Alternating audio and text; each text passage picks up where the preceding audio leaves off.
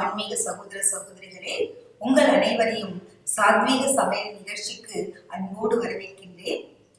இன்னைக்கு நம்ம எல்லாருமே தெரிஞ்சிட்டு இருக்கோம், மார்ச் ஏப்ரல் அப்படின்னாலே கோடை காலங்கள். கோடை காலங்கள்ல உடலை குளுமையாக வைத்துக் கொள்வது மிக மிக அவசியமானது. இன்னைக்கு நம்ம அதனுடைய அனுசாரமாக நாம் தேங்காய் பால் பானகம் எப்படி தயார் பண்றது அப்படிங்கிறத பார்க்கலாம். இந்த தேங்காய் பால் பானகத்துக்கு நீங்க அடுப்பெல்லாம் எரிவிட வேண்டாம்.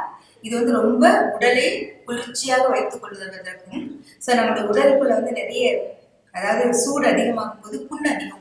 தொண்டையில வயிற்றுல, இந்த தொண்டையில வயிற்றுல வரக்கூடிய புண்களுக்கெல்லாம் ஒரு நல்ல சிறந்த மருந்து, ஆற்றக்கூடிய மருந்து இந்த தேங்காய் பால் பானகம். அதை எப்படி தயார் பண்றது அப்படிங்கிறத இன்னைக்கு ரெசிபியில நாம தெரிந்து கொள்வோம்.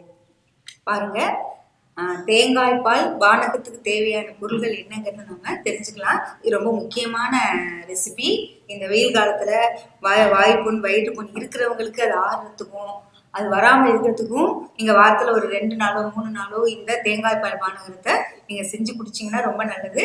அதுக்கு முதல்ல தேவையான பொருள் என்னன்னா தேங்காய் துருவல். இப்போ நான் வச்சிருக்கக்கூடிய இந்த தேங்காய் துருவல் 1 கப்பு 2 பேருக்கு நாம இதில் தயார் பண்ணலாம். 2 பேருக்கு தயார் பண்றதுக்கு தான் நான் இப்போ நான் தயார் பண்ணியிருக்கேன்.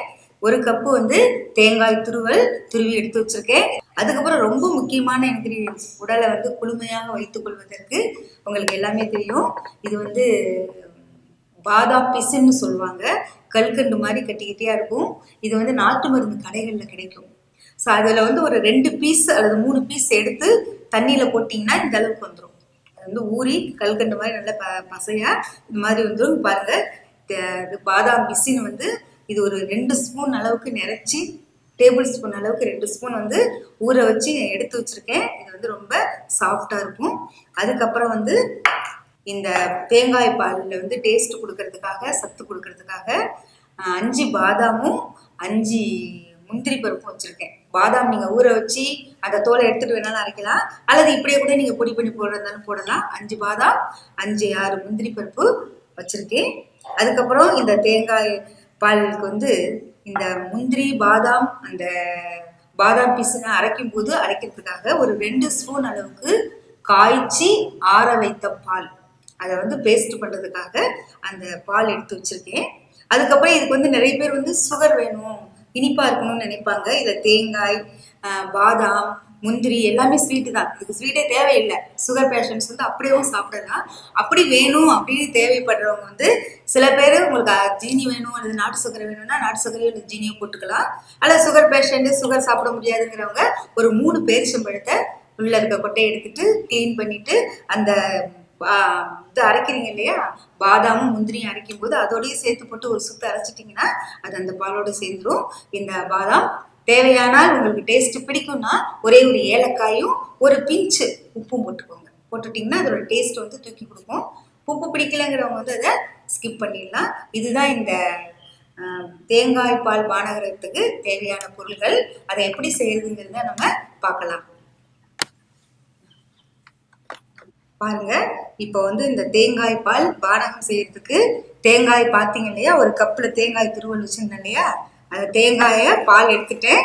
அதனுடைய சக்கை இதை நீங்க செடியில உரமா யூஸ் பண்ணிக்கலாம், காய வச்சு. இப்போ இந்த தேங்காய் பாலில் இந்த தேங்காயில 200 ml தண்ணி ஊற்றி 2 டைம்ஸ் நான் பால் எடுத்திருக்கேன். 100 ml தண்ணி ஊற்றி முதல்ல சக்கையை பிழிஞ்சு எடுத்துட்டு மறுபடியும் அதே சக்கையை போட்டு அடிச்சு இன்னொரு 2 முறை நான் இதில் பால் எடுத்திருக்கேன். இதுக்கு மேலே எடுத்தால் ரொம்ப தண்ணியாக இருக்கும், டேஸ்ட்டாக இருக்காது. அதனால் 2 முறை பால் எடுத்த இந்த பால் கூட நீங்கள் பாருங்கள், அந்த பாதாம், முந்திரி, பேரிச்சம்பழம் இது எல்லாத்தையுமே போட்டு பேஸ்ட்டாக அரைச்சிட்டேன். பேரிச்சம்பழம் போட்டதுனால பேஸ்ட்டாக இருக்குது. அதில் 4 ஸ்பூன் பால் ஊற்றி பேஸ்ட் பண்ணியிருக்கேன். நீங்கள் பேரிச்சம்பழம் போடலைன்னா அது பொறப்பொறன்னு இருக்கும். நீங்கள் பொறப்பொறன்னு போட்டுக்கலாம். நான் பேரிச்சம்பழம் போட்டதுனால இது கொஞ்சம் பேஸ்ட்டாக இருக்குது. இப்போ இதையும் நம்ம அது கூட கலக்கணும். இப்போ நாம் அதை இது கூட கலந்துடலாம். உங்களுக்கு டேஸ்ட் வேணால் நீங்கள் ஏலக்காய் ஒரு 2 ஏலக்காய் 1 ஏலக்காய் போட்டு நீங்கள் அடிச்சுக்கலாம். பாருங்கள், இது முந்திரி எல்லாமே பேஸ்டெல்லாம் இதில் போட்டு, இதில் நான் சுகர் ஆட் பண்ண வேண்டாம், ஏன்னா சுகர் உள்ளவங்க சுகர் சாப்பிட மாட்டாங்க இல்லையா, அதனால் ஆட் பண்ண வேணாம் அப்படின்ட்டு நான் பேரிச்சம்பழம் போட்டிருக்கேன். உங்களுக்கு வேணான்னா பேரிச்சம்பழத்தை ஸ்கிப் பண்ணிவிட்டு சுகர் போட்டுக்கலாம். பாருங்கள், இது நல்லா இதில் இப்படி போட்டு கரைச்சிக்கணும். கரைச்சிக்கிட்டு சுகர் வேணும் அப்படின்னா நீங்கள் வந்து அதை சுகர் போட்டுக்கலாம். சுகர் வந்து இப்போ நம்ம வந்து இதுக்கு நாட்டு சுகர் போடுறேன். நான் வந்து வெல்லம் சுகர் ஒயிட் சுகர் போடல, நாட்டு சுகர் போடுறேன். இப்போ நான் சாப்பிட்டேன்னா இதை வந்து நான் வெறும் பேரிச்சம்பழத்தோடு சாப்பிட்ருவேன். மற்றவங்களுக்கு கொடுக்கணுங்கிறதுக்காக இப்போ நான் வந்து இதில் பேரிச்சம்பழத்துக்கு பதிலாக ஒரு ஸ்பூனோ அல்லது 2 ஸ்பூனோ உங்களுக்கு தேவையான அளவுக்கு நீங்கள் வந்து சுகர் ஆட் பண்ணிக்கலாம். இதுக்கு அடுப்பில் வந்து நீங்கள் எதுவுமே வைக்கணும்னே அவசியமே இல்லை. பாருங்கள், ரொம்ப அழகான